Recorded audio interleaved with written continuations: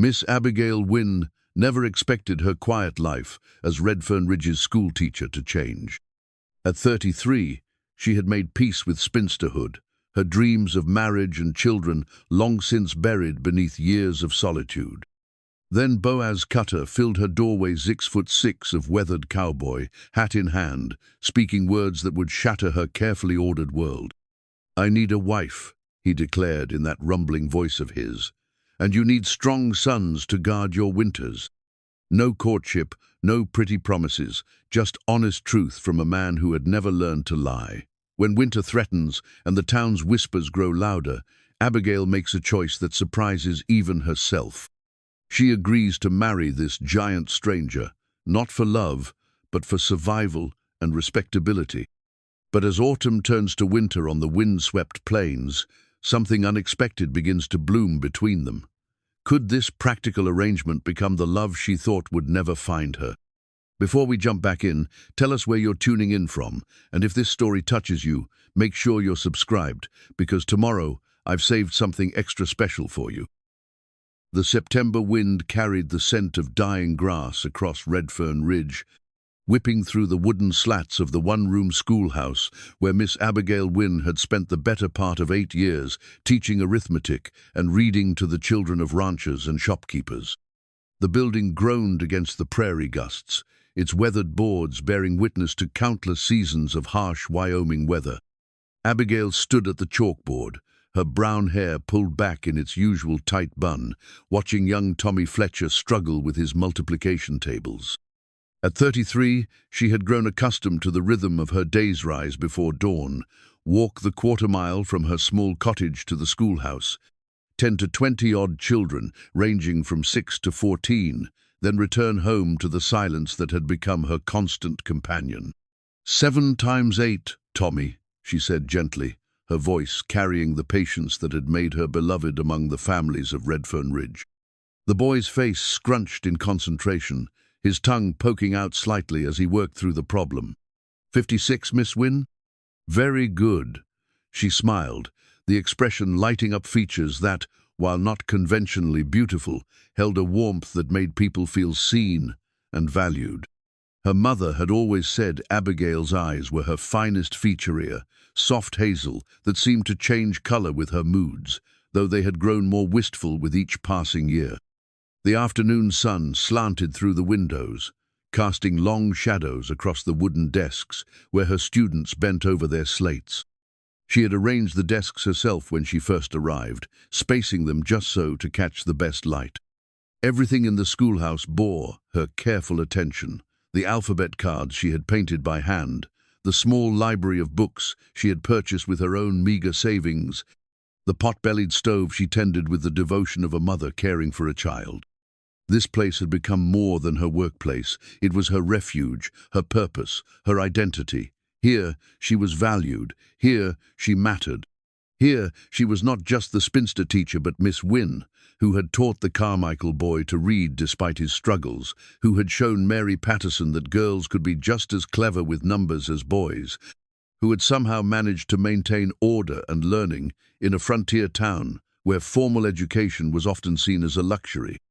As the children worked on their lessons, Abigail's gaze drifted to the window and the vast expanse of prairie beyond.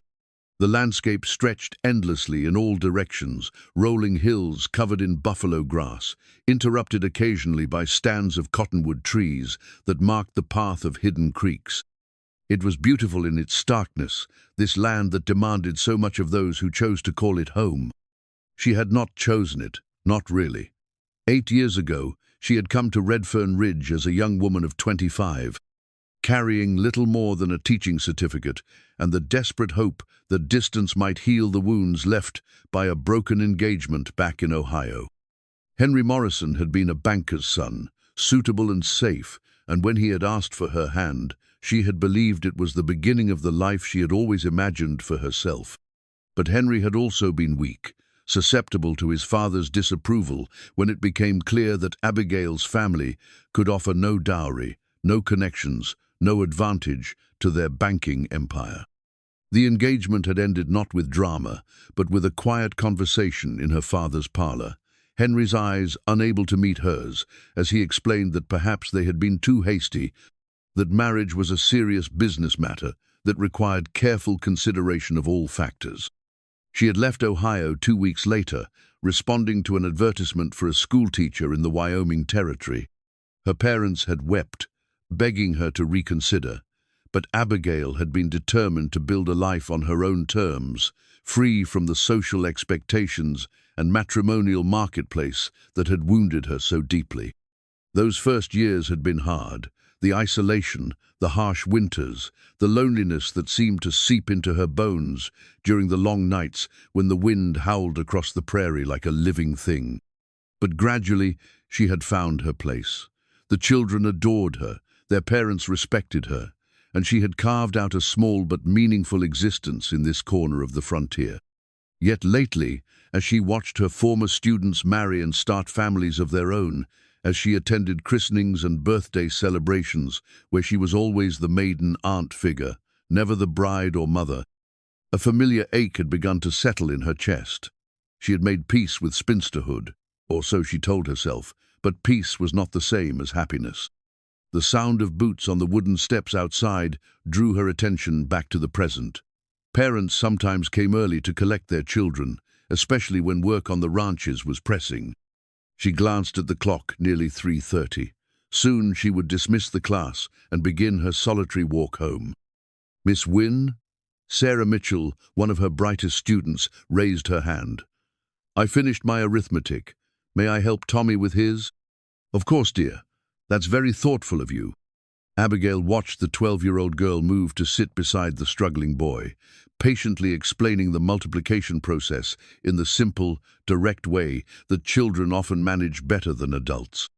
Sarah would make a fine teacher someday, Abigail thought, if her parents could be persuaded to let her continue her education beyond what was available in Redfern Ridge. The boots on the steps grew closer, and Abigail heard the distinctive jingle of spurs. Definitely a rancher then. She smoothed her grey wool skirt and prepared to greet whichever parent had come calling, perhaps to discuss their child's progress or to ask about additional tutoring. The door opened with its familiar creak, and a shadow fell across the threshold, but this was no ordinary shadow. It seemed to fill the entire doorway, broad-shouldered and imposing. Abigail looked up from her desk and felt her breath catch in her throat. Boaz Cutter stood in her schoolhouse, his black Stetson held respectfully in hands that seemed large enough to span the width of her desk. She had seen him before. Of course, Redfern Ridge was small enough that everyone knew everyone else by sight, if not by conversation, but she had never been this close to the man who owned the largest ranch in 3 counties. He was enormous, easily 6.5 feet tall, with shoulders that had clearly been shaped by years of hard physical labor. His dark hair was streaked with premature silver at the temples, and his face bore the weathered lines of a man who spent his days under the prairie sun. But it was his eyes that struck her most, a deep brown that seemed to hold depths she could not fathom, gentle despite the intimidating frame that housed them. "Miss Wynn," he said, and his voice was exactly as she remembered from the few times she had heard him speak at church or town meeting, slow and rumbling, like distant thunder on a summer evening. "Might I have a word with you?" The children had gone quiet, sensing the presence of one of the most powerful men in their small world. Tommy Fletcher's eyes were wide with a mixture of awe and nervousness. Boaz Cutter was the stuff of local legend, the man who could break horses with a whisper, and who had once fought off a pack of wolves with nothing but a knife and his bare hands.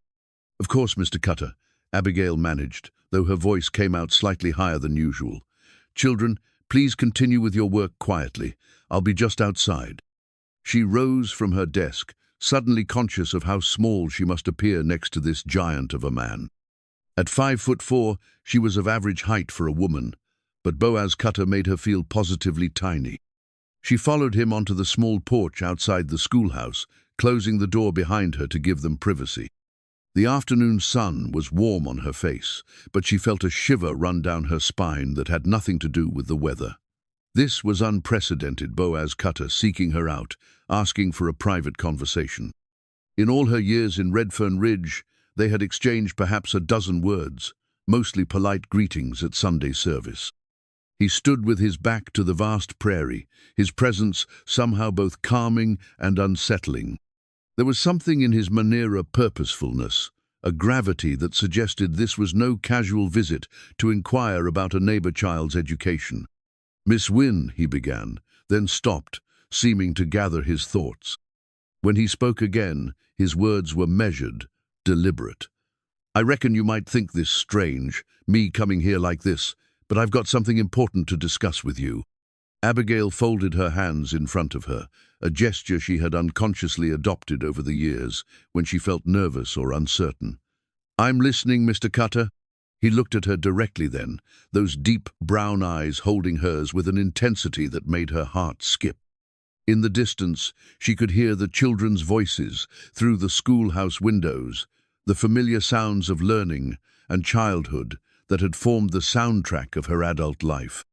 "I need a wife," he said simply, as if he were discussing the weather or the price of cattle. "And you need strong sons to guard your winters."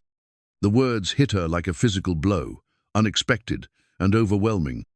She stared at him, certain she had misheard, but his expression remained steady, serious, waiting for her response to what was surely the most extraordinary statement anyone had ever made to her. In her jewelry box at home, hidden beneath the few modest pieces her mother had given her, lay her mother's wedding ring, the symbol of dreams she had long since abandoned.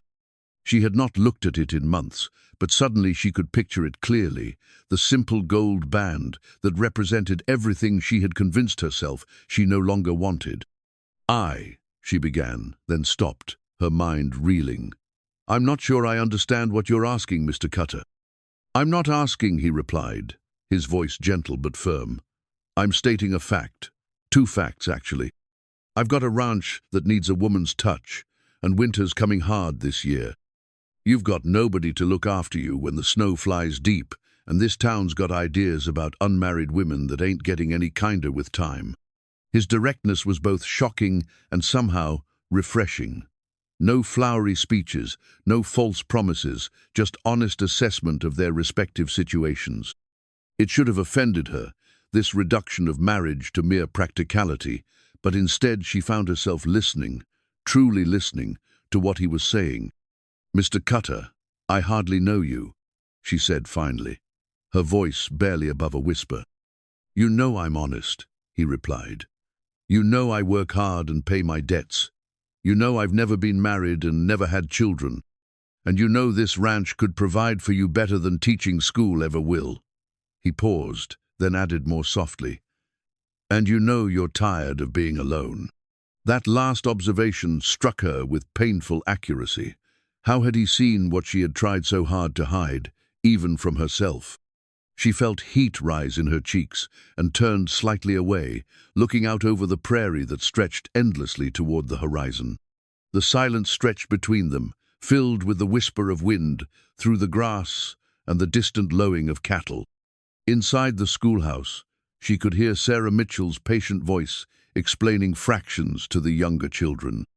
This was her world, her carefully constructed life of purpose and independence, and this man was asking her to leave it all behind for something she could not even fully comprehend. "I don't understand why you've come to me," she said at last. "Surely there are younger women, unmarried women who would—" "I don't want a girl," he interrupted, not unkindly. "I want a woman who knows her own mind, who's faced life and not run from it.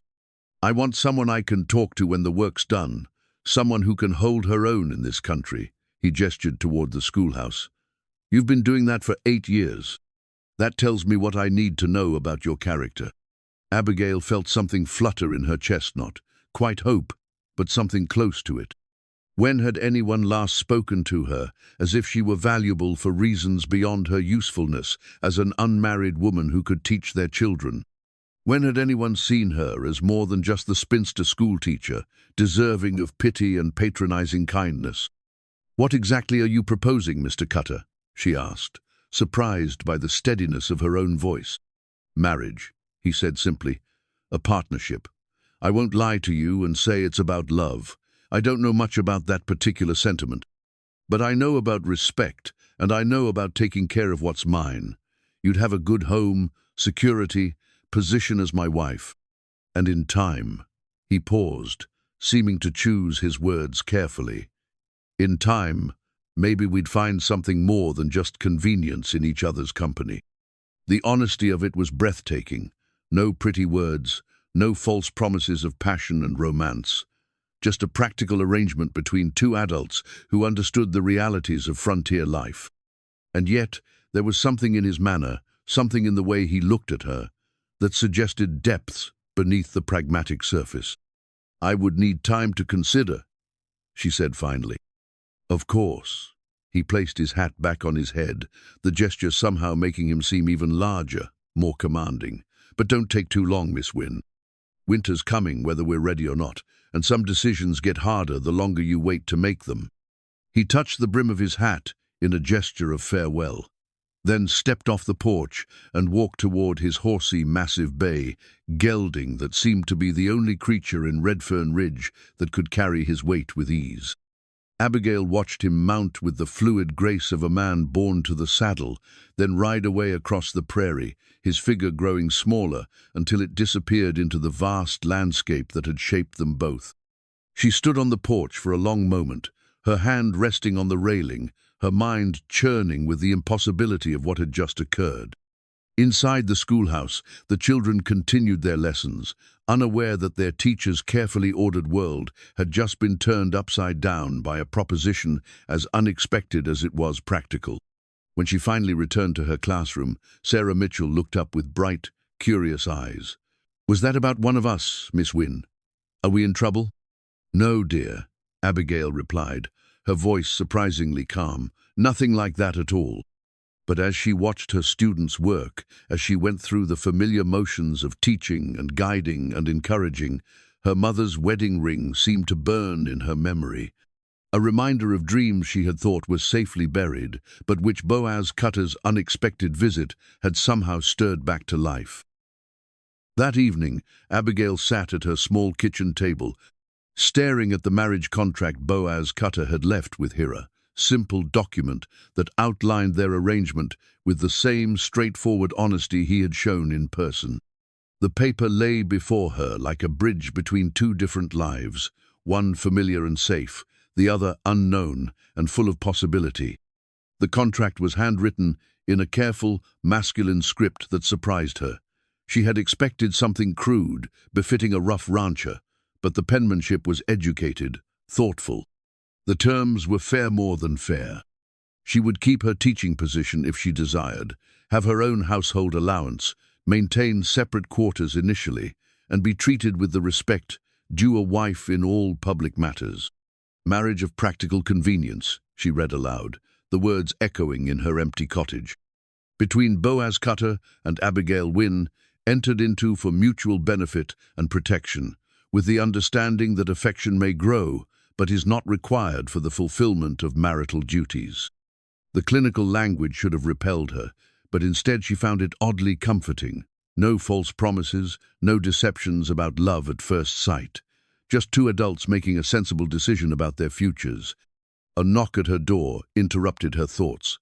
She folded the contract quickly, though she wasn't sure why she felt the need to hide it. Through the window, she could see Mrs. Henderson from the Mercantile, her round face creased with concern. "Abigail, dear," the older woman said when she opened the door. "I hope you don't mind me calling so late, but I heard the most extraordinary thing at the store today." "Please, come in." Abigail stepped aside, knowing that whatever Mrs. Henderson had heard would be all over town by morning. "Would you like some tea?" "That would be lovely." Mrs. Henderson settled herself in the tiny parlor, her sharp eyes taking in every detail of Abigail's modest home.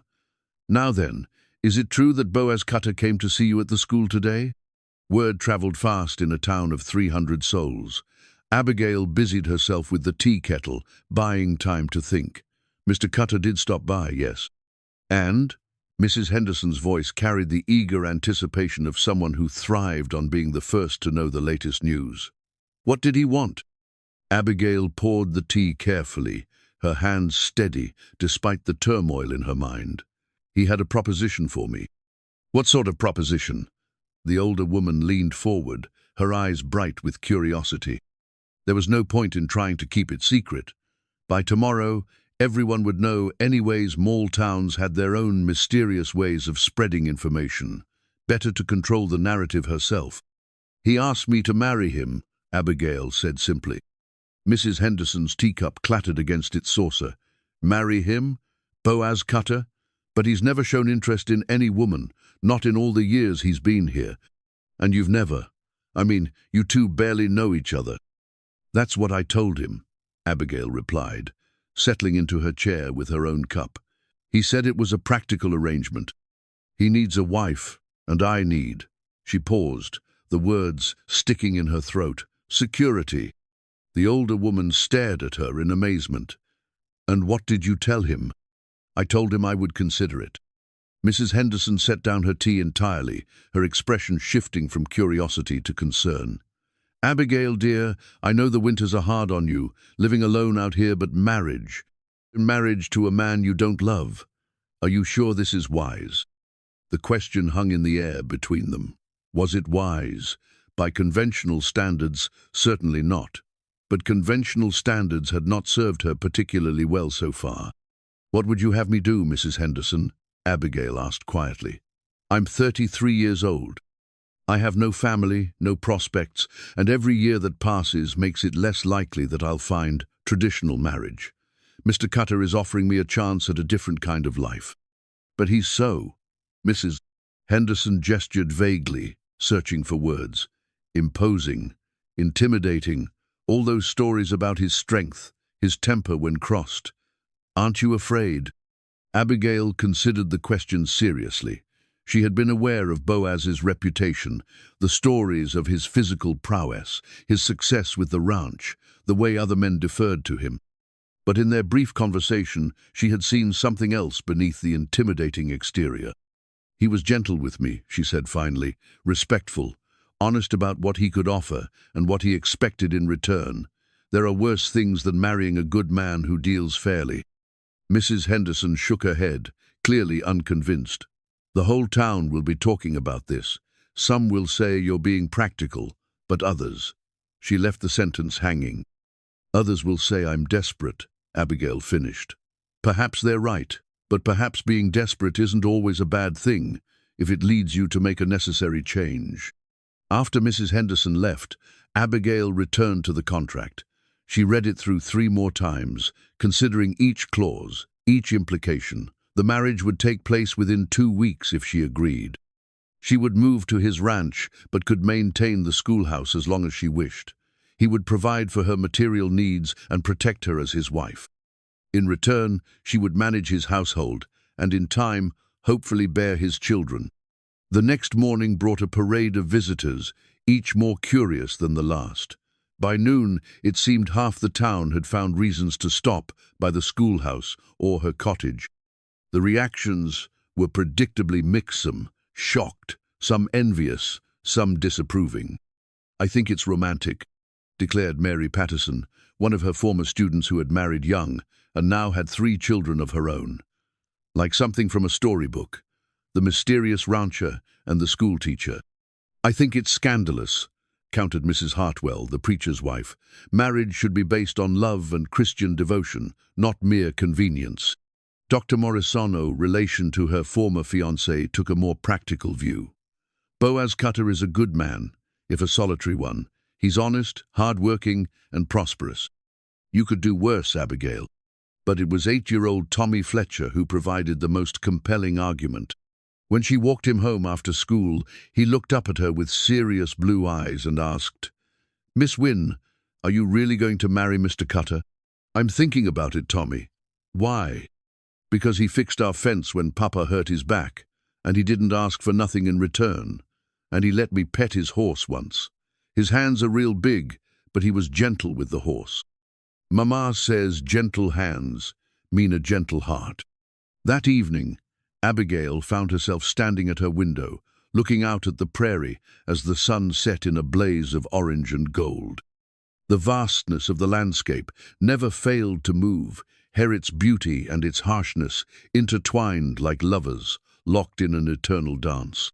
She thought about the life she had built here, the careful routines that had sustained her through 8 years of solitude. It was a good life, respectable and useful, but it was also limited. She was 33 years old, and the dreams she had carried from Ohio, a husband, children, a home filled with laughter and love, had slowly withered like flowers in a drought.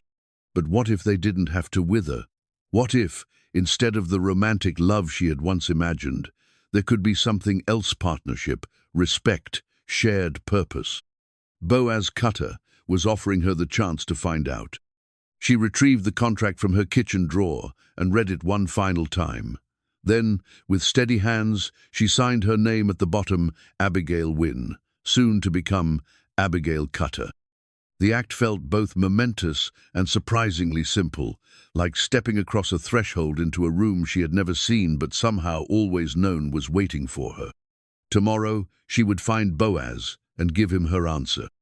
Tonight, she would pack away her mother's wedding ring and prepare to discover what kind of life could be built on honesty instead of romance, on practical partnership instead of passionate love. The contract lay on her table, signed and sealed, a bridge between her careful past and her uncertain future. Outside, the prairie wind whispered through the grass, carrying with it the promise of change. The morning Abigail delivered her signed contract to Boaz Cutter's ranch, she carried her teaching slate with her-worn piece of smooth stone that had been her constant companion for 8 years. It seemed fitting somehow, this symbol of her independence, accompanying her as she took the first step toward a very different kind of life. The Cutter ranch house sat in a natural depression between 2 low hills, protected from the worst of the prairie winds, but positioned to catch the morning sun. It was larger than she had expected, a solid log structure with a wide front porch and several outbuildings that spoke of prosperity and careful planning. As she approached, she could see Boaz working near the corral, his massive frame unmistakable even at a distance. He looked up as she drew near, setting aside the bridle he had been mending and walking toward her with that easy, ground-covering stride she had noticed before. He was bareheaded in the morning sun, his dark hair catching glints of silver, and there was something about his expression, a mixture of hope and uncertainty, that made her realize this arrangement mattered to him more than his practical words had suggested. "Miss Wynn," he said, touching his hat brim in greeting, "I wasn't expecting you so early." "I wanted to speak with you before the school day began," she replied, drawing the folded contract from her reticule. "I've made my decision." His eyes dropped to the paper in her hands, and she saw his jaw tighten slightly, whether from anticipation or anxiety, she couldn't tell. When he looked back at her face, his expression was carefully neutral. And, instead of answering with words, she handed him the signed contract. She watched as his eyes scanned the document, pausing at her signature at the bottom. When he looked up again, something had changed in his expression, softening, as if a tension he had been carrying for days had finally released. "You're certain about this?" he asked quietly. "As certain as anyone can be about the unknown," she replied. "I have conditions, Mr. Cutter." "Boaz," he corrected gently, "and I expected you would. What are they?" She had rehearsed this conversation during the long walk to his ranch, but now, standing before this imposing man who would soon be her husband, the words felt awkward on her tongue. "I want to continue teaching, at least for now. The children depend on me, and I need to know that I can still be useful in that way." "Agreed. What else?" "Separate bedrooms initially. I know that may seem sensible," he interrupted. "We're strangers entering a practical arrangement. There's no rush to complicate things beyond what they already are." His easy acceptance of her terms surprised her. She had expected some resistance, some assertion of husbandly rights. Instead, he was treating her conditions with the same practical consideration he had shown throughout their brief acquaintance. "Is there anything else?" he asked. She looked down at the teaching slate in her hands, its smooth surface worn from years of lessons and demonstrations. "I want your word that you'll respect the person I am now, not try to change me into someone you think a wife should be." Boaz was quiet for a long moment, his eyes studying her face with an intensity that made her feel exposed, vulnerable. When he finally spoke, his voice was softer than she had ever heard it. "Abigail," he said, and the sound of her given name in his deep voice sent an unexpected shiver through her. "I asked you to marry me because of who you are, not despite it. I don't want a different woman, I want you." The simple honesty of the statement hit her like a physical blow. When had anyone last wanted her specifically, particularly, for herself, rather than for what she could provide or represent? The feeling was overwhelming and terrifying and wonderful all at once. 2 weeks, he continued, his voice returning to its practical tone. "Will that give you enough time to make arrangements with the school board about continuing your teaching?"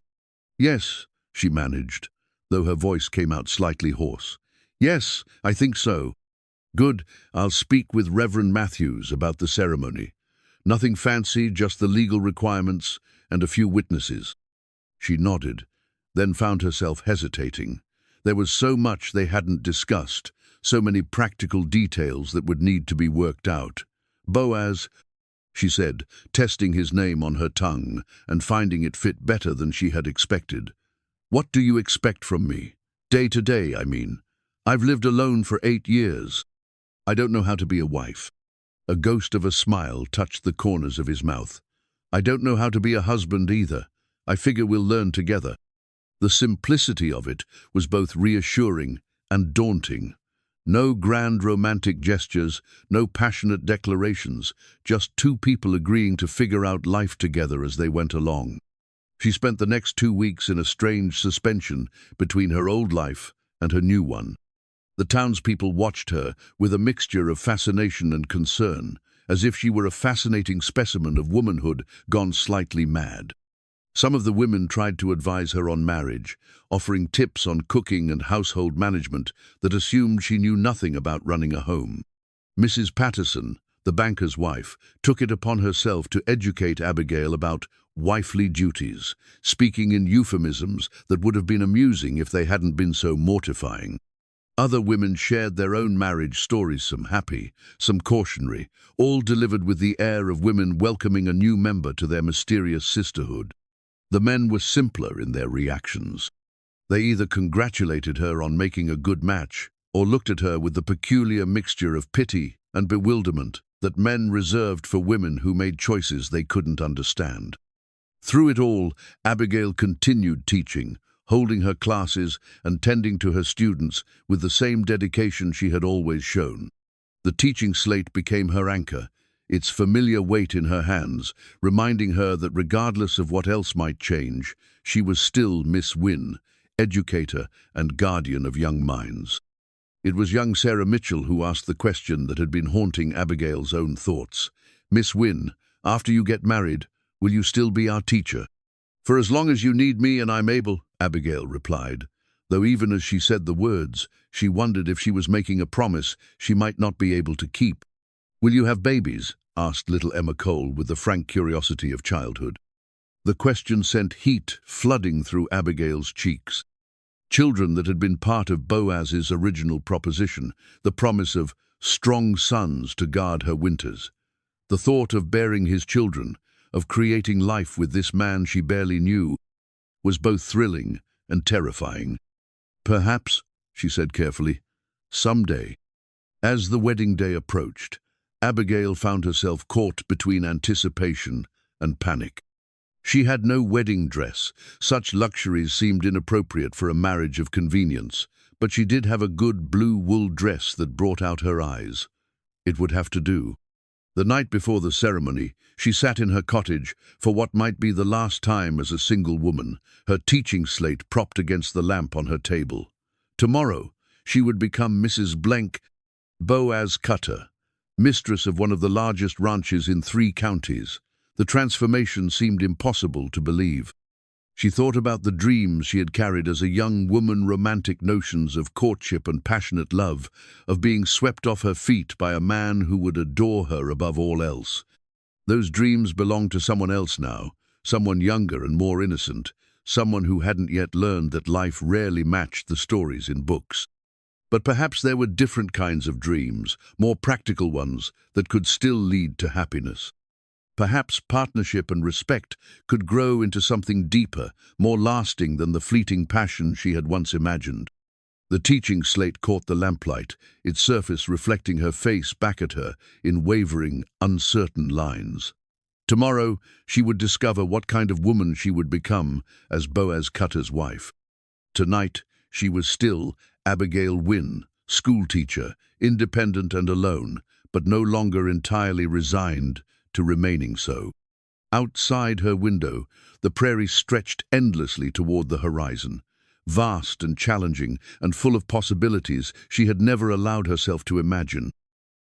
The wedding ceremony took place on a crisp October morning in Reverend Matthew's small church, with only a handful of witnesses present.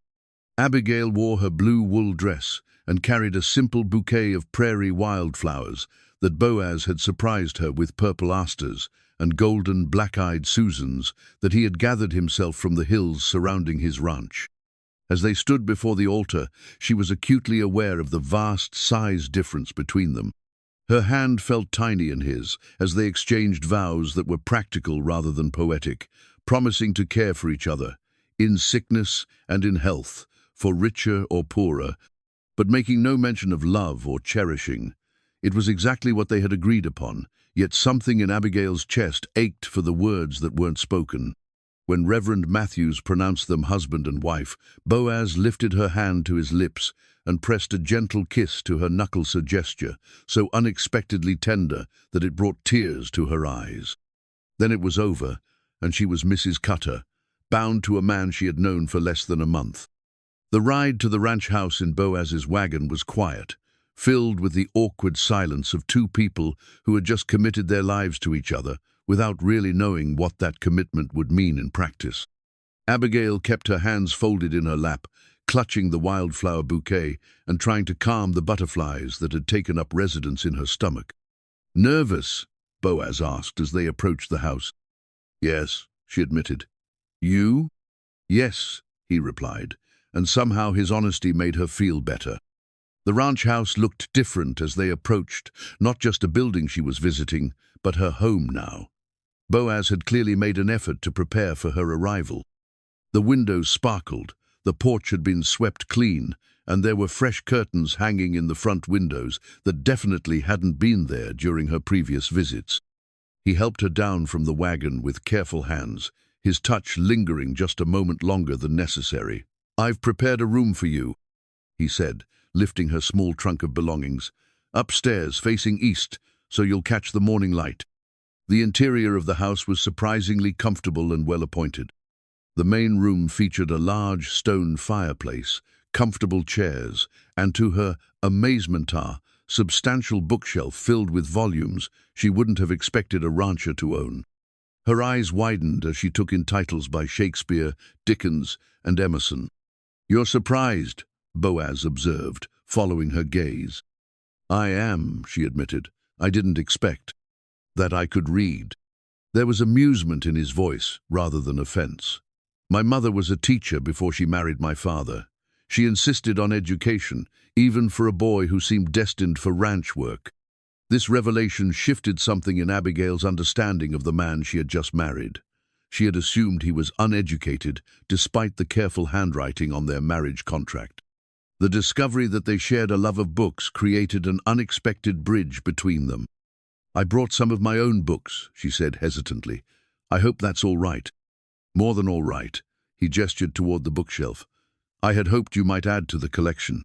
He showed her through the house, the large kitchen with its modern stove, the dining room that could seat 8, the parlor with its upright piano that he admitted he couldn't play but had inherited from his mother. Everything was clean and well-maintained, but had the unmistakable air of a home occupied by a solitary man. It needed a woman's touch, flowers and small decorations, and the kind of comfortable lived-in feeling that came from shared daily life. Her room was on the second floor, spacious and pleasant with windows that looked out over the rolling hills she had grown to love during her years in Redfern Ridge. He had placed a small writing desk by the window and arranged her few belongings on the dresser with touching care. "I thought you might like to have space for your school preparations," he said, indicating the desk. "And there's a lamp with good light for reading." The thoughtfulness of these arrangements surprised her. This was not the casual gesture of a man fulfilling an obligation, but the careful preparation of someone who had given serious thought to her comfort and needs. As if reading her thoughts, he said quietly, "I want you to be happy here, Abigail. This arrangement. It benefits me greatly, and I don't want you to feel you've gotten the lesser end of the bargain." That evening, they shared their first meal as husband and wife, beef stew and fresh bread that he had prepared himself, another surprise in a day full of them. The conversation was stilted at first, two strangers feeling their way towards some kind of comfortable interaction. "Tell me about your students," he said as they ate. "Which ones give you the most trouble?" She found herself relaxing as she talked about Tommy Fletcher's struggles with arithmetic and Sarah Mitchell's exceptional abilities, about the challenges of teaching children with such wide age ranges and varying levels of preparation. He listened with genuine interest, asking thoughtful questions and making observations that showed he understood more about education than she had expected. "You're good with them," he said when she finished describing a particularly difficult day with the younger children. "It shows in how they talk about you in town. Their parents respect you, trust you with their children. That's not easy to earn in a place like this." The compliment warmed her more than she had expected. In return, she asked about the ranch, and he told her about the challenges of raising cattle on the prairie, constant concerns about weather and disease, the delicate balance between grazing and conservation, the satisfaction of building something lasting on the unforgiving land. After dinner, he excused himself to tend to the evening chores while she explored her new home more thoroughly. The kitchen was well stocked and organized, though clearly arranged by a man who cooked for necessity rather than pleasure. The parlor contained evidence of solitary evenings, a half-finished chess puzzle, several books with markers indicating recent reading, a comfortable chair positioned to catch the firelight. When he returned, he found her examining the bookshelf more closely. "Find anything interesting?" he asked. "You have excellent taste in literature," she replied, pulling out a volume of Tennyson. "This is one of my favorites." "Mine too," he said, moving to stand beside her. "Particularly Ulysses. There's something about the idea of always pushing toward the unknown that appeals to me." She looked up at him in surprise. "That's exactly what I love about it. The notion that it's never too late to seek new experiences, to become something different than what you've always been." For a moment, they stood there in comfortable silence, and Abigail felt something shift between thema recognition of shared understanding, perhaps, or simply the first tentative step toward genuine companionship. "I should let you get settled," he said finally. "Tomorrow will be a busy day. I have work to do on the north fence, and you'll want to prepare for your classes." "Will you mind having a wife who continues to work outside the home?" she asked, suddenly uncertain about this aspect of their arrangement. "I'll be proud to have a wife who's respected for her mind and her abilities," he replied without hesitation. "Most men around here can't say their wives contribute to the community the way you do." Later, as she prepared for bed in her new room, Abigail reflected on the strange turns her life had taken. This morning, she had been Miss Wynn, spinster schoolteacher. Tonight she was Mrs.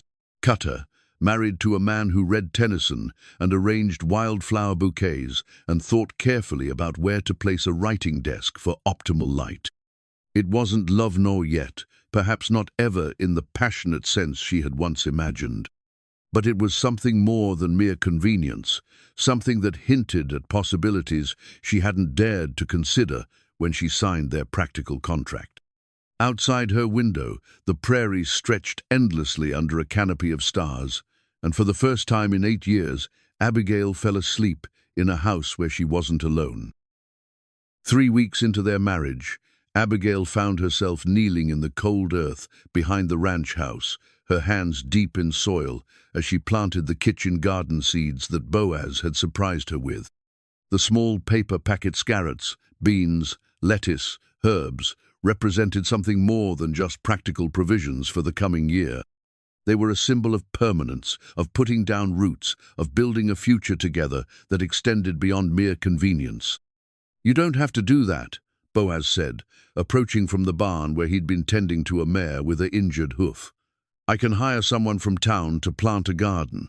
"I want to do it," Abigail replied, sitting back on her heels and pushing a loose strand of hair from her face. "I've never had space for more than a few herbs before. This feels hopeful." The word hung between them, laden with meaning neither of them quite knew how to address directly. Hope suggested expectations beyond their practical arrangement, feelings that went deeper than mutual convenience. Their daily routine had settled into a comfortable rhythm over the past weeks. Abigail rose early to prepare breakfast, walked to the schoolhouse for her classes, then returned in the afternoon to find Boaz, usually working somewhere on the property. Evenings were spent quietly, she grading papers or reading while he tended to ranch business or worked on small repairs. They talked more easily now, sharing observations about the weather, the livestock, her students, his work. But there were moments, fleeting instances, when their hands brushed as she passed him his coffee, or when she caught him watching her with an expression she couldn't quite interpret that suggested something more complex developing between them. "I spoke with Marcus Blackwood yesterday," Boaz said, settling onto his heels beside her and examining the neat rows she had marked out for planting. "He's been asking questions about our marriage." Abigail's hands stilled in the soil.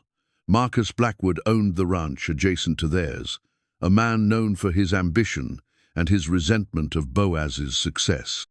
She had seen him at church, a handsome man in his 40s, with calculating eyes and a smile that never seemed to reach them. "What kind of questions?" "Whether it's a real marriage or just a legal arrangement to help you maintain respectability." Boaz's voice was carefully neutral, but she could hear the tension beneath it.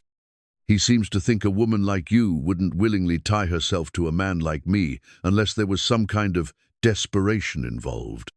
The words stung, not because they were entirely wrong, but because they reduced their growing partnership to something sordid and pathetic. Abigail found herself bristling with unexpected protectiveness, not just for herself, but for Boaz and the dignified way he had approached their unconventional arrangement. "What did you tell him?" she asked. "I told him our marriage was none of his business," Boaz replied, but his eyes remained fixed on the garden soil rather than meeting her gaze. "But it got me thinking about appearances, about what people expect from a married couple." Abigail understood what he was driving at. They lived together like polite strangers, sharing space and meals, but maintaining a careful distance that was becoming increasingly noticeable to their neighbors. At church, they sat together but rarely touched. In town, they were cordial but not affectionate. To outside observers, they must seem like exactly what Blackwood suspected, two people locked in a marriage of pure convenience. "Are you concerned about what people think?" she asked. "I'm concerned about what it might mean for you," he replied, finally looking at her. "If people start believing this isn't a real marriage, it could affect how they see you as a teacher. Some of the more conservative families might not want their children taught by a woman in a questionable situation." The possibility hadn't occurred to her, but she could see the logic in his concern. Her reputation was crucial to her ability to continue teaching, and anything that cast doubt on her moral character could undermine years of hard work building trust with the community. "What do you suggest?" she asked. For a moment, he looked almost shy, this massive man who could break horses and face down prairie storms without flinching. "We could make more of an effort to appear like a typical married couple, in public, I mean, small things that married people do. Such as taking your arm when we walk together, sitting closer in church, maybe." He paused, his cheeks actually coloring slightly. "Maybe you could call me something other than Mr. Cutter when other people are around." The suggestion was so modest, so reasonable, that Abigail almost smiled. But there was something vulnerable in his expression that kept her from treating it lightly. This man who had approached their marriage with such practical directness was asking for permission to act like her husband in public and clearly finding the request more difficult than he had expected. "I think that would be wise," she said carefully, "for both our sakes." Relief flickered across his features. Good. That's good. They worked in the garden together for the next hour, their conversation turning to safer topics like which vegetables grew best in prairie soil and how to protect tender plants from unexpected late frosts. But Abigail was aware of a shift between them, subtle but significant. The boundaries of their relationship were expanding, even if only in small, careful increments. That Sunday at church, she slipped her hand through his arm as they walked up the steps, feeling the solid strength of him beneath her palm. During the service, she sat close enough that their shoulders occasionally brushed, and when Reverend Matthews asked the congregation to greet their neighbors, Boaz placed his hand gently on the small of her backer, touch so light she might have imagined it, but possessive enough to be noticed by anyone watching. The change in people's reactions was immediate and gratifying. Mrs. Patterson smiled approvingly, nodding as if some question in her mind had been settled. Even Marcus Blackwood, seated 2 pews ahead with his own wife, turned to look at them during the service, his eyes narrowing slightly as he took in their new closeness. After church, as they stood outside talking with other parishioners, Dr. Morrison complimented Boaz on how happy Abigail looked. "Marriage agrees with her," the older man observed, and Boaz's hand tightened almost imperceptibly on her arm. "Thank you," Boaz replied, his voice carrying a note of quiet pride that made Abigail's heart skip. "I'm a fortunate man." The words were perfectly appropriate for public consumption, but when he looked down at her as he said them, she saw something in his eyes that went beyond mere performance. There was genuine warmth there, perhaps even affection, and the discovery sent a flutter of something hope, attraction, possibility through her chest. Walking home from church, their new public intimacy felt both natural and strange. She found herself acutely aware of his presence beside her, the way he shortened his stride to match hers, the protective way he guided her around puddles and rough spots in the road. "Thank you," she said as they approached the ranch house. "For what?" "For caring about my reputation, about my teaching. I know this isn't the kind of marriage you might have chosen if circumstances were different." He stopped walking and turned to face her, his expression serious. "Abigail," he said, and her name in his deep voice still sent that small thrill through her. "I need you to understand something. I didn't ask you to marry me because I had no other choice. I asked you because I wanted you specifically. The woman who's been teaching the children of this town for 8 years, who reads Tennyson and plants gardens and speaks her mind when something matters to her." The intensity of his words, the conviction behind them, left her momentarily speechless. This was not the distant, practical arrangement she had signed up for. This was something deeper, more personal, more frightening and wonderful than she had allowed herself to imagine. "I wanted you too," she said quietly, the admission surprising her with its truth. "Not just the security, not just the respectability. You, the man who reads poetry and builds bookshelves and treats marriage contracts like sacred documents." They stood there on the path to their house, looking at each other with a new understanding, a recognition that their carefully practical arrangement was evolving into something neither of them had expected, but both were beginning to want. That evening, as they sat in the parlor after dinner, Abigail found herself stealing glances at her husband as he read. The lamplight caught the silver threads in his dark hair, and there was something peaceful about his expression that made her think of the contentment she felt working in their garden together. The kitchen garden seeds lay planted in neat rows behind their house, waiting for spring rain and sunshine to bring them to life. Like their marriage, she realized something that had begun with practical necessity but was slowly, carefully growing into something more nourishing and sustaining than either of them had dared to hope. The threat from Marcus Blackwood materialized on a gray November morning when he arrived at the ranch with 2 hired men and a surveyor, claiming that Boaz's north pasture actually belonged to him according to recently discovered property records. Abigail watched from the kitchen window as the confrontation unfolded, her hands gripping the edge of the sink until her knuckles went white. Boaz stood in the yard, calm but unmistakably dangerous, as Blackwood gestured toward the disputed land. Even from a distance, she could see the tension in her husband's shoulders, the careful way he held himself when anger was building beneath his controlled exterior. When the men finally left, Boaz came inside and sat heavily at the kitchen table, his father's pocket watch in his hands. It was an old silver timepiece, worn smooth from years of handling, and Abigail had never seen him with it before. "My father carried this for 30 years, he said quietly, his thumb tracing the intricate engravings on its surface. He was working the north pasture when he died, found him there with this watch still ticking in his vest pocket." Abigail moved to sit across from him, drawn by the pain in his voice. In all their weeks of marriage, he had rarely spoken of his family, maintaining the same careful privacy about his past that he showed in all things. "How did he die?" she asked gently. "Heart attack," the doctor said. "But he was only 42, strong as an ox." Boaz's jaw tightened. "I always wondered if there was more to it." He'd been having disputes with Blackwood about water rights, grazing boundaries. My father was trusting. He believed men settled their differences with words, not weapons. The implication hung heavy in the air between them. Abigail felt a chill that had nothing to do with the November wind rattling the windows. "You think Blackwood had something to do with your father's death?" "I think Marcus Blackwood is the kind of man who sees what he wants and finds ways to take it, regardless of who gets hurt in the process." Boaz closed the watch with a sharp click. "He's been circling this ranch like a vulture ever since my father died, looking for any excuse to claim pieces of it." "What did he want today?" "The north pasture. Claims he has a deed that predates ours by 5 years.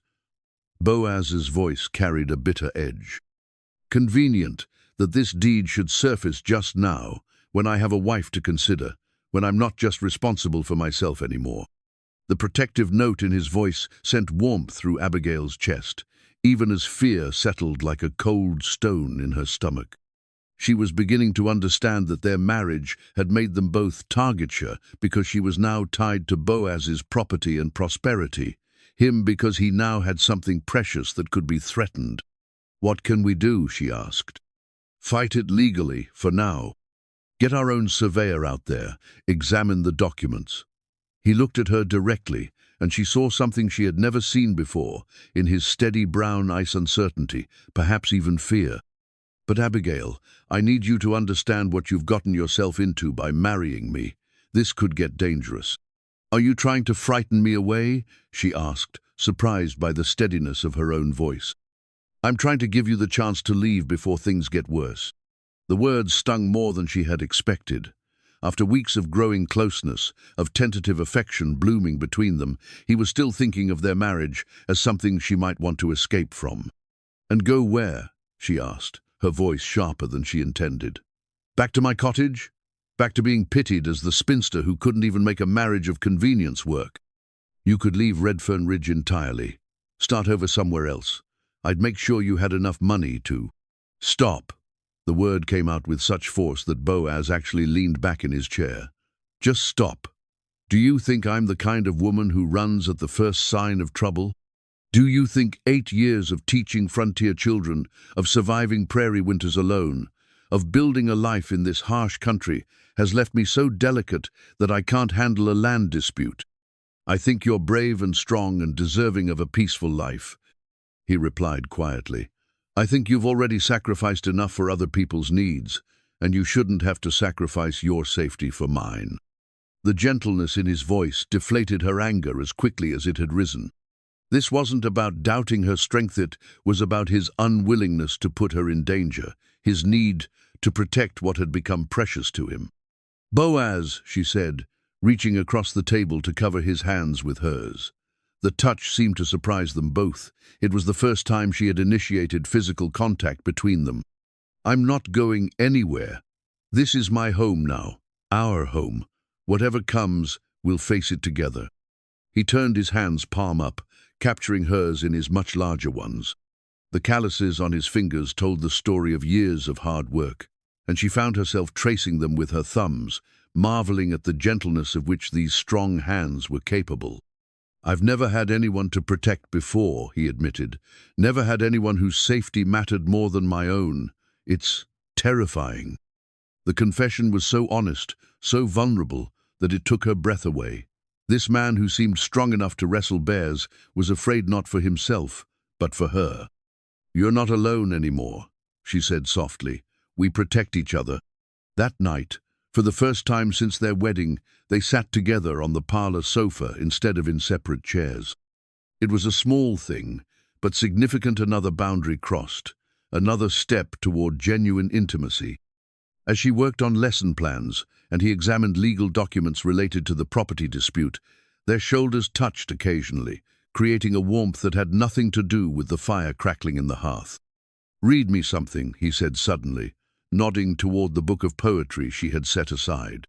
She picked up the volume of Tennyson and turned to one of her favorite passages. Her voice was soft in the quiet room as she read aloud, and she was acutely aware of him listening, of the way his attention focused on her completely when she spoke.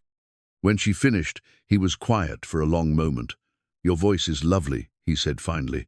"I could listen to you read all evening." The compliment sent heat flooding through her cheeks. "My students would disagree. They say I get too dramatic when I read stories aloud." "They're wrong." His voice was rough, with an emotion she couldn't quite identify. "You bring the words to life." Later, as they prepared to retire to their separate rooms, Boaz caught her hand gently as she moved past him toward the stairs. "Abigail," he said, and there was something in his voice that made her heart skip. "Thank you for staying, for choosing to stand with me instead of seeking safety elsewhere." She looked up at him, this giant of a man who read poetry and worried about her safety and carried his father's watch like a talisman against loss.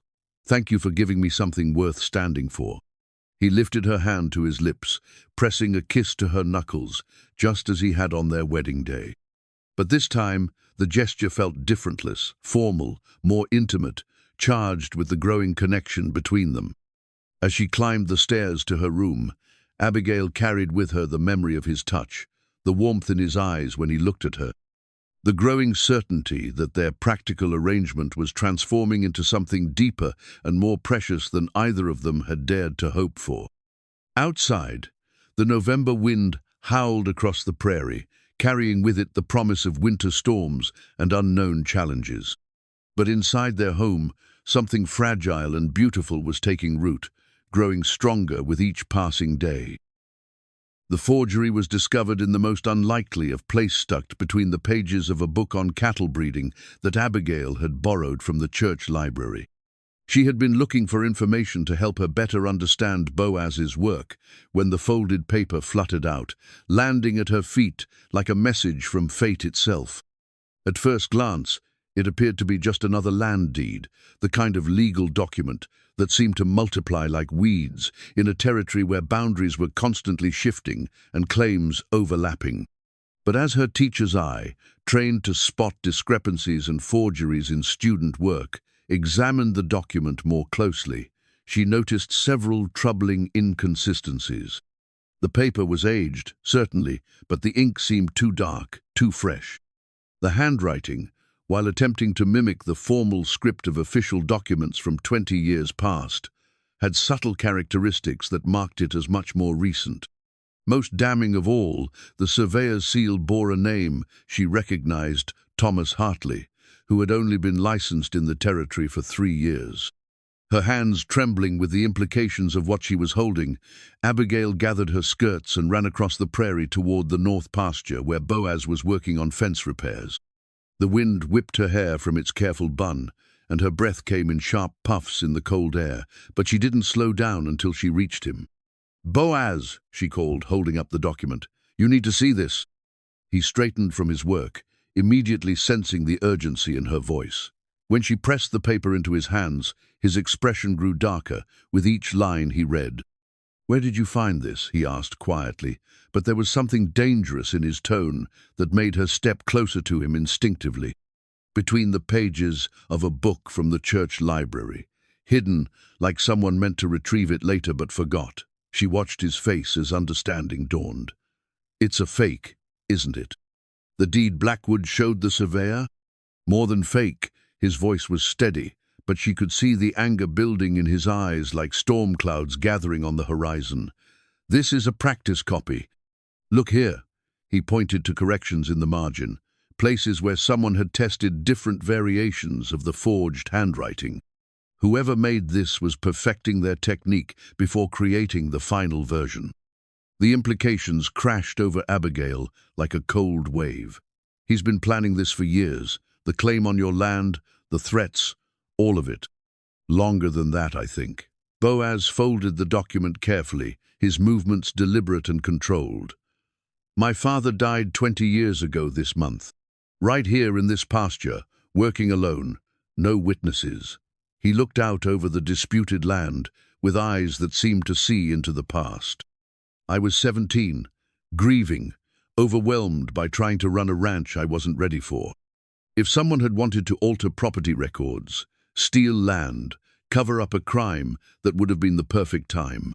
The words hung between them, heavy with terrible possibility. Abigail felt sick as the full scope of Marcus Blackwood's deception became clear. This wasn't just about land or money, it was about murder covered up with forged documents and decades of patient planning. "We have to tell someone," she said. "The sheriff, the territorial authorities." "With what proof?" Boaz's laugh was bitter. "A document that proves someone practiced forging a deed. That's not evidence of murder, Abigail. It's barely evidence of fraud." "Then what do we do?" Before he could answer, the sound of approaching horses drew their attention. Marcus Blackwood was riding toward them with 4 men, all armed, their faces grim with purpose. Abigail moved instinctively closer to Boaz, and she felt his arm come around her protectively. "Cutter!" Blackwood called out as he reined in his horse 20 feet away. "I've come to give you one last chance to be reasonable about the north pasture. Sign over the deed, and there won't be any unpleasantness." "The answer is the same as it was yesterday," Boaz replied calmly, but Abigail could feel the tension in his body like a coiled spring. "This land belongs to me, and it's staying with me." Blackwood's eyes shifted to Abigail, and she didn't like what she saw there, calculating coldness that made her skin crawl. "Even if it means putting your pretty little wife in danger?" The threat was unmistakable, and Abigail felt Boaz's arm tighten around her. But instead of the fear she expected to feel, she found herself filled with blazing anger. How dare this man come to their home, threaten their life together, try to take what they were building with lies and intimidation? "You're wasting your time, Mr. Blackwood," she said, her voice carrying all the authority she used when dealing with unruly students. "We know about the forged deed. We know you've been planning this fraud for years." The color drained from Blackwood's face, and his hand moved instinctively toward the gun at his hip. "You don't know what you're talking about." "Don't I?" Abigail pulled the practice document from Boaz's hand and held it up. "Thomas Hartley's seal on a deed supposedly 23 years old, when he's only been licensed for 3. Handwriting that looks suspiciously like yours, Marcus. Corrections in the margins where you practiced your forgery." Blackwood's composure cracked completely. "Give me that paper." "So you can destroy the evidence?" "I don't think so." She tucked the document into her bodice, where it would be safe from grabbing hands. "This is going to the territorial authorities, along with a full account of your attempts to defraud my husband." "Your husband?" Blackwood snarled, his mask of civility falling away completely. "You think he told you the whole truth about your precious practical marriage? Ask him about the night his father died, about what really happened in this pasture." Abigail felt Boaz go rigid beside her, but she kept her eyes fixed on Blackwood. "What are you talking about?" "His father didn't die of a heart attack," Blackwood continued, his voice ugly with malice. "He died because he was too stubborn to accept a reasonable business proposition. When I offered to buy this pasture at a fair price, he refused. When I suggested we could resolve our differences privately, he threatened to go to the sheriff." Blackwood's smile was cold as winter wind. "So, I helped him understand that some decisions can't be taken back." The confession hit like a physical blow. Abigail heard Boaz make a sound deep in his throat, something between a growl and a sob, and she realized they had just heard a man admit to murder. "You killed him," Boaz said, his voice barely human. I defended myself when he attacked me, Blackwood replied smoothly. Unfortunately, his heart couldn't handle the strain of physical confrontation. By the time I could get help, it was too late. It was a lie wrapped in just enough truth to provide legal protection, Abigail realized. Blackwood was confessing, but in a way that could be explained as self-defense if it ever came to court. And then you spent 20 years forging documents to steal his land, she said, her teacher's mind putting together the pieces of his long deception. Waiting until his son had a wife to threaten, something precious that could be taken away. Nothing personal against either of you, Blackwood said, his reasonable tone at odds with the guns his men were now openly displaying. Just business. Land is valuable, and I saw an opportunity to acquire some at a reasonable price. Murder and fraud, Abigail said coldly. Your definition of reasonable business practices. Blackwood shrugged. The frontier is a dangerous place. Accidents happen, people disappear. Young widows sometimes decide to leave painful memories behind and start over elsewhere. The threat was clear, and Abigail felt ice run through her veins. But alongside the fear, she felt something else, fierce determination to protect the life she and Boaz were building together, to stand against this man who had already destroyed so much. You made one mistake, Marcus, she said, her voice steady despite her racing heart. What's that? You assumed I was the kind of woman who could be intimidated. She looked directly at him, letting him see the steel in her eyes that had sustained her through 8 years of frontier teaching. You were wrong. For a moment, something like uncertainty flickered in Blackwood's expression. Then his face hardened again, and he gestured to his men. We'll see about that, he said. You have until sundown tomorrow to sign over the deed to the north pasture. If you don't, your husband might have an accident, just like his father did. And pretty young widows, well, they sometimes need comforting in their grief. He wheeled his horse around and rode away with his men, leaving Abigail and Boaz standing alone in the disputed pasture. The forged document seemed to burn against her chest where she had hidden it, evidence of crimes that stretched back 20 years and promised to reach into their future if they couldn't find a way to stop Marcus Blackwood once and for all. He killed my father, Boaz said quietly, the words torn from deep inside him. Yes, Abigail replied, taking his hand in hers. And now we're going to make sure he pays for it. That night, Boaz disappeared into the barn and returned with a gun case Abigail had never seen before. Inside, nestled in worn velvet, lay a Winchester rifle that had clearly seen considerable use.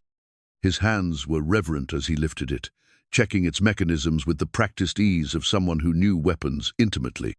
I hoped I'd never have to touch this again, he said quietly, not meeting her eyes. Carried it for 3 years in the army before I came home to take over the ranch. Swore when I mustered out that I was done with killing. Abigail watched him clean and load the rifle, his movements economical and precise. This was yet another side of the man she had married, not just the gentle rancher who read poetry and built bookshelves, but a soldier who had seen combat, who understood violence in ways she could barely imagine. You don't have to do this alone, she said, surprising herself with the words. He looked up at her then, his expression a mixture of tenderness and pain. Abigail, you can't be part of this. If something happens to me, nothing is going to happen to you. She moved to the gun case and pulled out a smaller weapon, a pistol that fit more comfortably in her hands. And I'm not letting you face Blackwood and his men without backup. You don't know how to use that. Then teach me. Her voice carried the same determination that had sustained her through 8 years of frontier teaching, the same strength that had helped her build a life from nothing after her broken engagement. I'm not hiding in the house while my husband fights for our future. For a long moment, they stared at each other across the kitchen table, the weapons between them representing choices neither had wanted to make. Then Boaz reached for the pistol, checking its action with the same careful attention he had given the rifle. Basic principles first, he said, his voice taking on the patient tone of an experienced instructor. Never point it at anything you don't intend to destroy. Always assume it's loaded. Keep your finger off the trigger until you're ready to shoot. They spent the next hour in the barn, using hay bales as targets, while he taught her the fundamentals of marksmanship. Her hands shook at first, not from fear, but from the weight of what they were preparing for. By the end of the lesson, she could hit the center of a target more often than not, though her ears were ringing from the noise and her arms ached from the unfamiliar motions. "You're a natural," Boaz said as they walked back to the house, and there was pride in his voice alongside the worry. "But shooting at hay bales is different from shooting at people who want to kill us," she finished. "I understand, but I won't let fear make me useless when you need me." The next morning brought visitors Dr. Morrison, Reverend Matthews, and 3 other men from town, all armed and grim-faced. Abigail watched from the kitchen window as they spoke with Boaz in the yard, their conversation too low for her to hear, but their purpose clear from their postures. When Boaz came inside, his expression was lighter than it had been since Blackwood's threats began. "Word's gotten around about what happened yesterday," he said, settling into his chair at the kitchen table. "Seems Blackwood's been making enemies in town for years." Dr.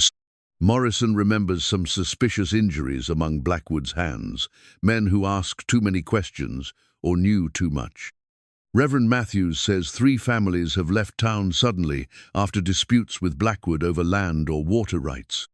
"They're going to help? They're going to stand with us."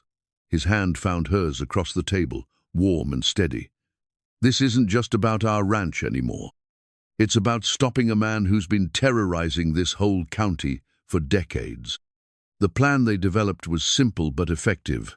Blackwood's deadline was sundown, and they were betting he would come to enforce it personally, bringing his hired guns to ensure compliance.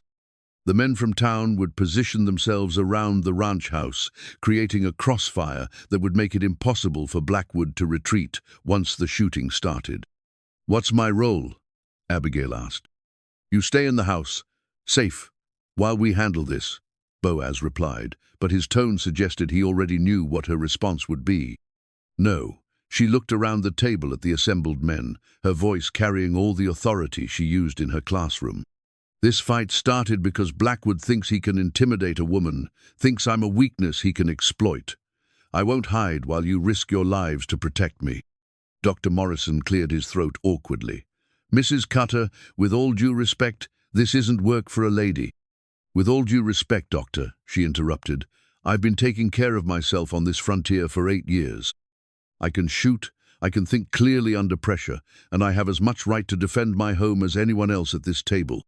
The men exchanged uncertain glances, clearly uncomfortable with the idea of a woman in combat. But Boaz was looking at her with something like admiration in his eyes. "She's right," he said quietly. "This is her fight too, and she's proven she won't be intimidated or pushed aside." Reverend Matthews shifted uncomfortably.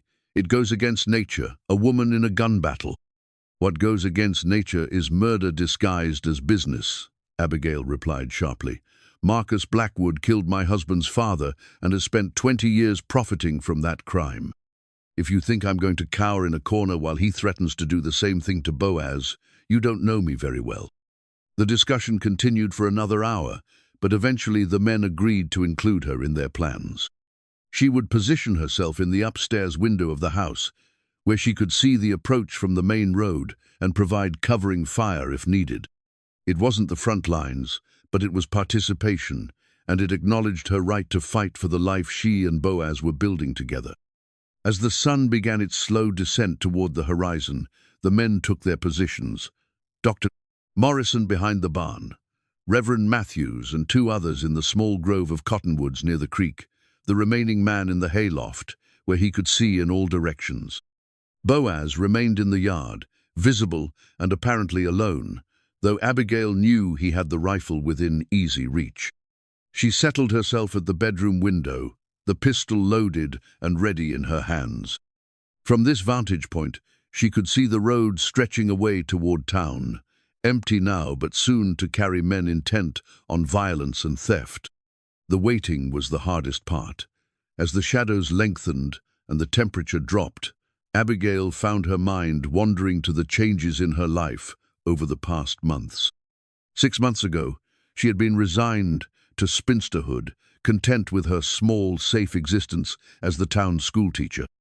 Now she was married to a man she was falling in love with, preparing to fight a gun battle against murderers and thieves.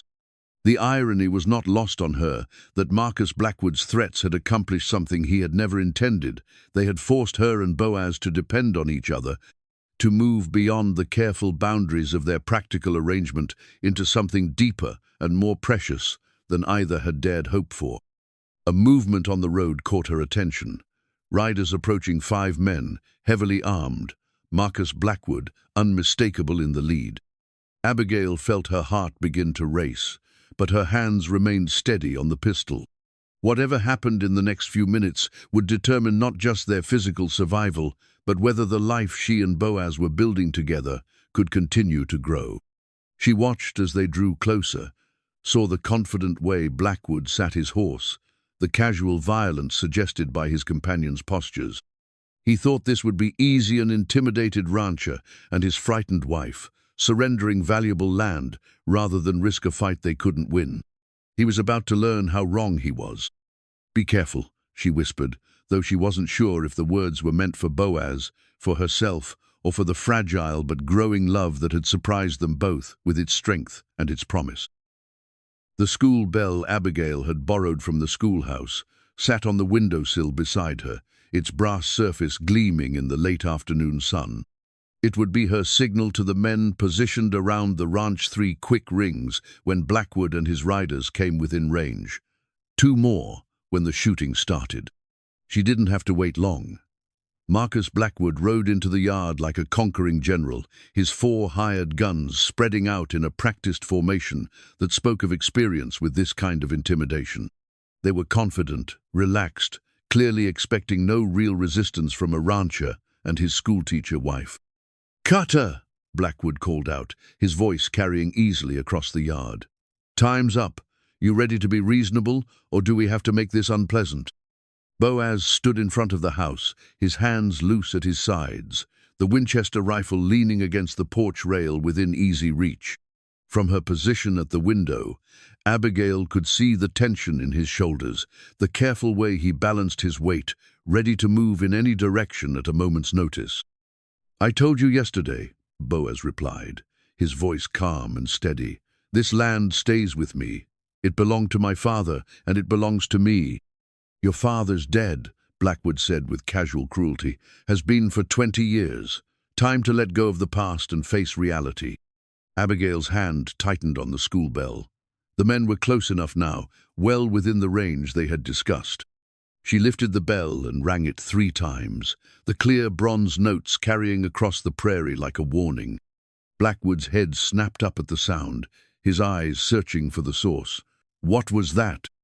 "That," said Dr. Morrison, emerging from behind the barn with his rifle trained on the nearest hired gun, "was the sound of your luck running out, Marcus." The transformation was immediate and electric.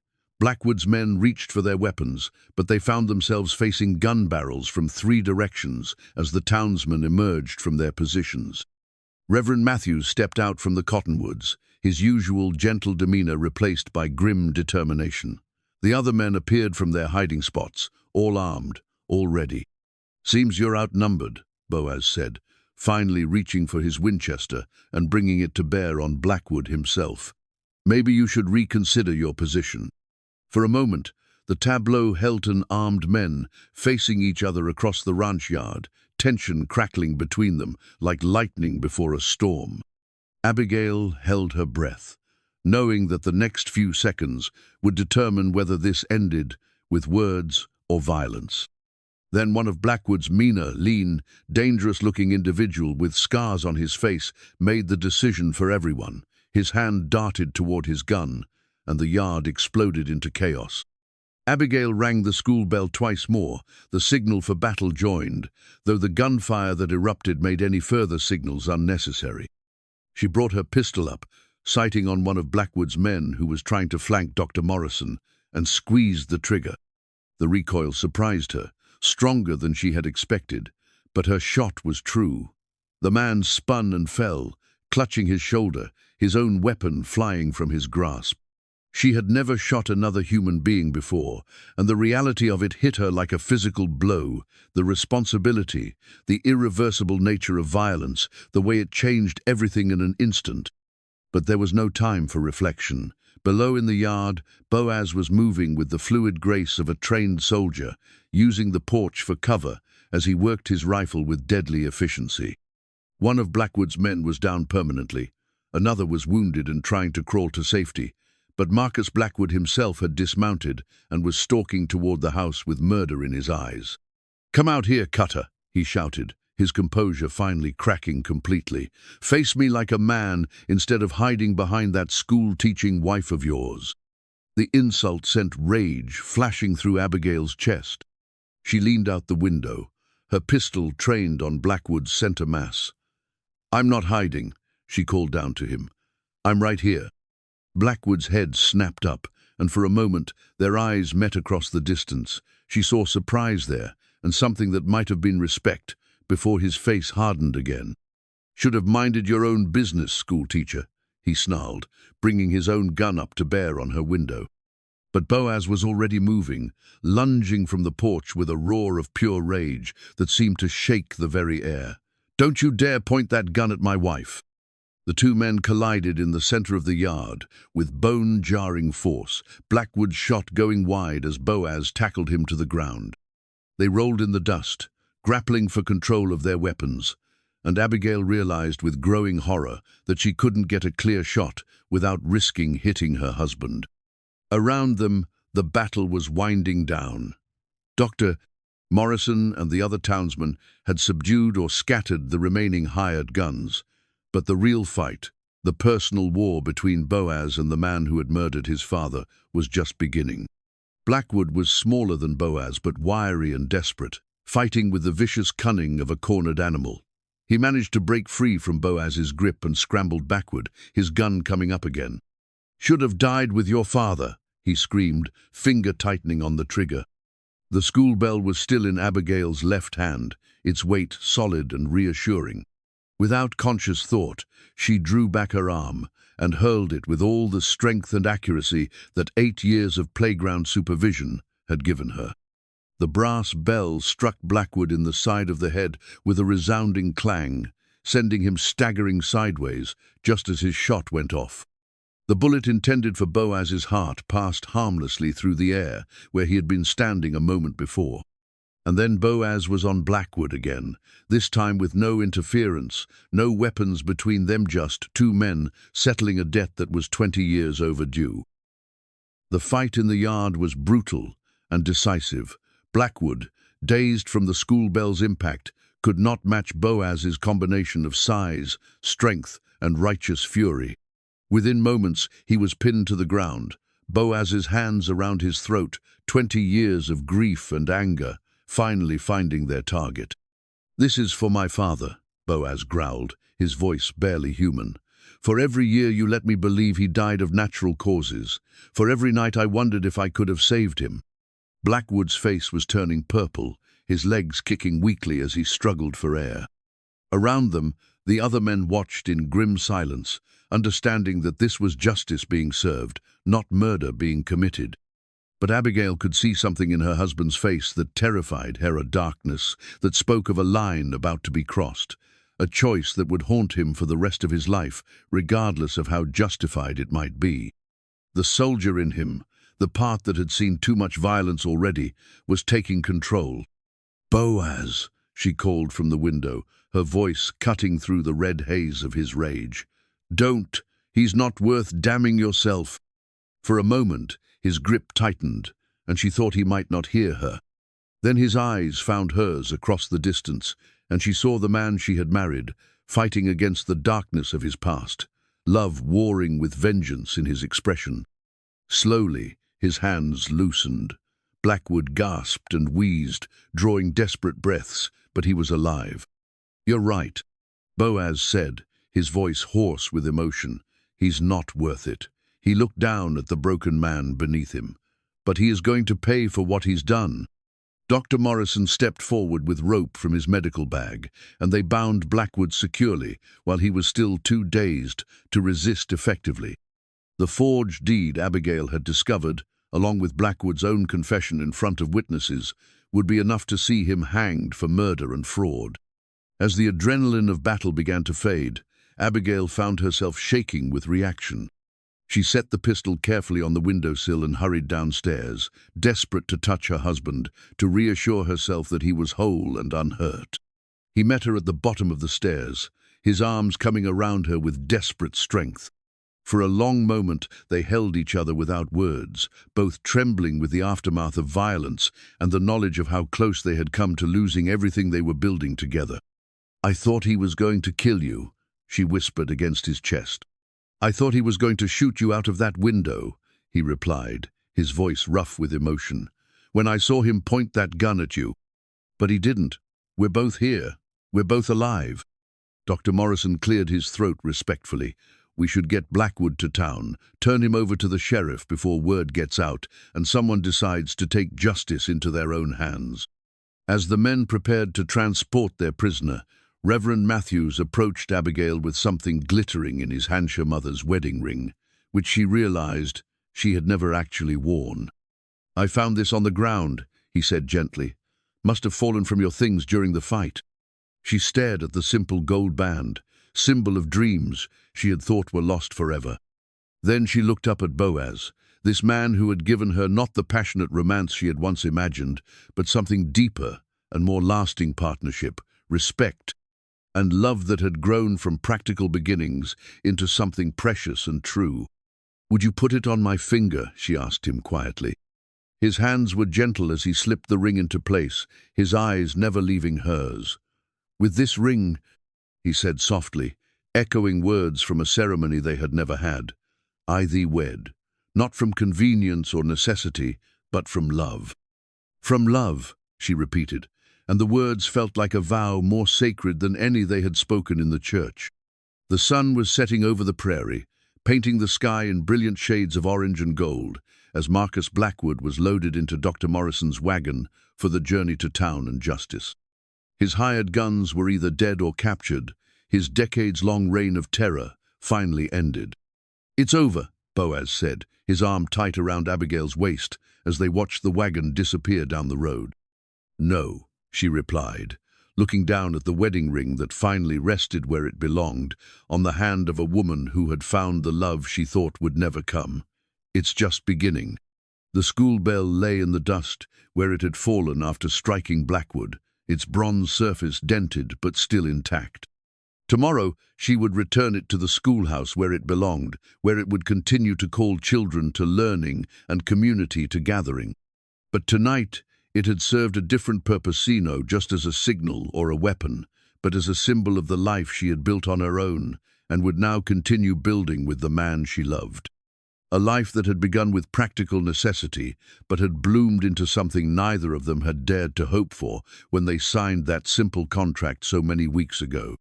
The prairie wind whispered through the grass around their home, carrying with it the promise of seasons to come, of children who would play in these yards, of a love that had been tested by fire and found strong enough to last a lifetime.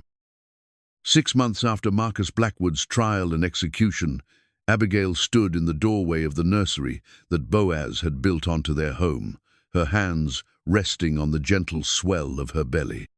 The baby's cradle sat in the corner, crafted from prairie oak by her husband's skilled hands, its surface smooth as silk and strong as the love that had created it. Spring had come early to Redfern Ridge, and through the nursery windows she could see the kitchen garden they had planted together, blooming with new life. The carrots and beans were thriving, the herbs sent their fragrant promise on every breeze, and the small apple trees Boaz had surprised her with were heavy with blossoms. "Talking to the little one already?"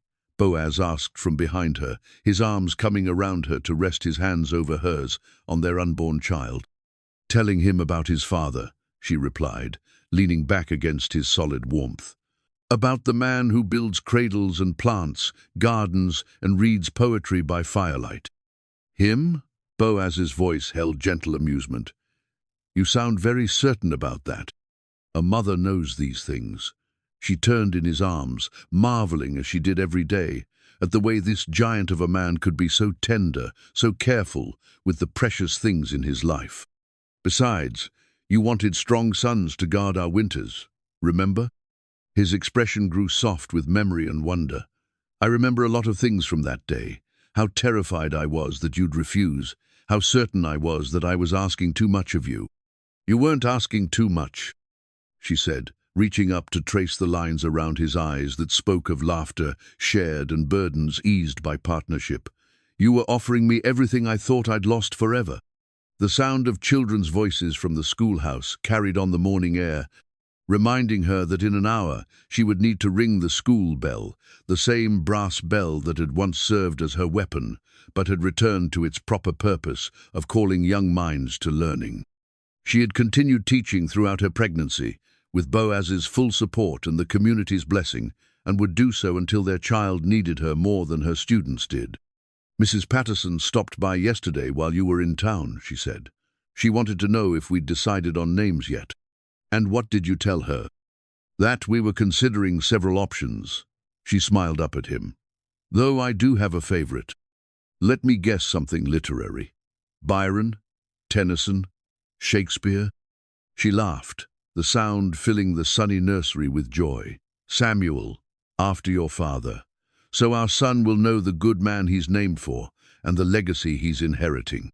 The emotion that crossed Boaz's face was almost too intense to witness. His father's pocket watch had been returned to its rightful place not as a talisman of grief, but as a symbol of continuity, of love passed from one generation to the next. Samuel Cutter, he said quietly, testing the name. It has a good sound to it.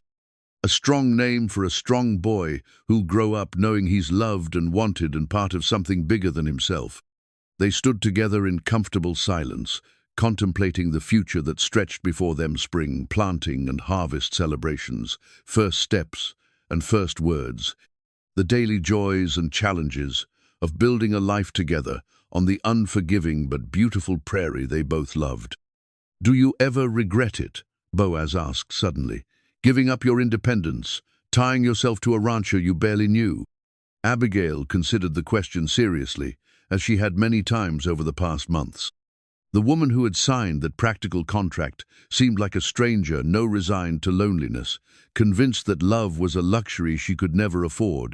I regret wasting so many years believing I wasn't worthy of this, she said finally.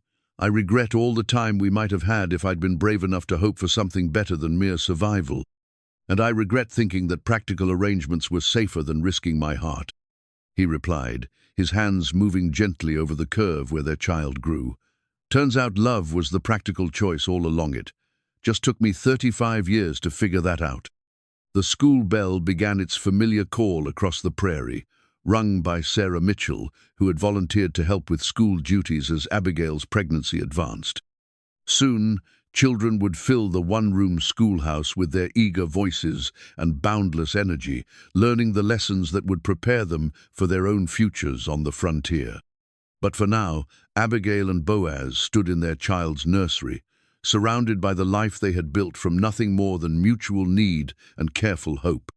The baby's cradle waited patiently for its first occupant, symbol of dreams fulfilled and promises kept, of practical love that had bloomed into something rare and precious and lasting. Outside their window, the prairie stretched endlessly toward the horizon, vast and challenging and full of possibilities. Once, that landscape had seemed to mock Abigail's solitude, emphasizing her isolation with its empty beauty. Now it spoke to her of abundance and opportunity, of room to grow and dream and build something lasting with the man who had seen her worth when she had forgotten it herself. I love you, she said, the words still feeling new and wonderful on her tongue. I love you too, he replied, and in his voice she heard the promise of all their tomorrows, practical and passionate, grounded in reality, but lifted by hope, as enduring as the prairie grass, and as constant as the wind that would always sing across their land. The baby moved beneath her hands, a small kick of acknowledgement, and Abigail smiled. Their son would grow up knowing he was wanted, knowing he was part of a love story that had begun with a simple contract, but had grown into something rich and complex and beautiful. In the distance, the school bell continued its patient call, summoning the future to begin.